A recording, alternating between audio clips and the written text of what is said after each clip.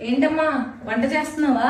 నాకు తెలియక అడుగుతాను, ఇంకెంతకాలం మగరాయిలాగా ఊళ్ళెంబడబడి ఉద్యోగాలు చేసుకుంటూ తిరుగుతావు? పెళ్లి చేసుకుని సాగు. అసలు ఆ పెళ్లి అనేది ఎంత మధురమైన అనుభూతో తెలుసా నీకు?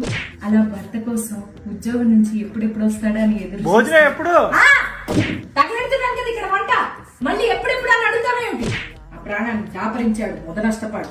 ఎప్పుడు చూసినా ఆఫీస్ నుంచి వచ్చి కుంభాలు మెక్కడమే గానీ ఏనాడైనా ఎంత కమ్మగా ఉండారు రాజ్యం మెచ్చుకున్న పాపాని పోయాడా? చిచి, నా కర్మకాలు పెళ్లి చేసుకున్నాను నేను. ఏం చెప్తున్నా నీకు?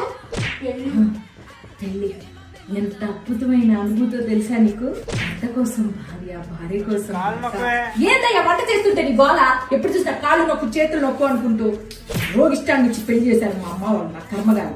ఏం చెప్తున్నాను? పెళ్లి అనేది ఎంత మధురమైన అనుభూతి.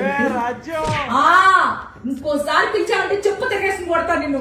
పిల్లని మహారాణిలా చూసుకునే మొగుడు వస్తాడు అనుకుంటే వంటింటి కుందేలు చేసి తగలడ్డా నేను. నా కర్మ కొద్ది దొరికాడు. ఆ రోజు మా అమ్మ మాట వినకుండా ఉంటే ఎంత హాయిగా ఉండేది. ఏం చెప్తున్నానే? పెళ్లి చేసుకోవడం. పెళ్లి ఈ కాలం పిల్లలకి పెద్ద ప్యాషన్ అయిపోయింది. ఒంటరిగా బతకడం, ఎవరి ఖర్చులు వాళ్ళు పెట్టుకోవడం, ఇదో బ్రతకానే.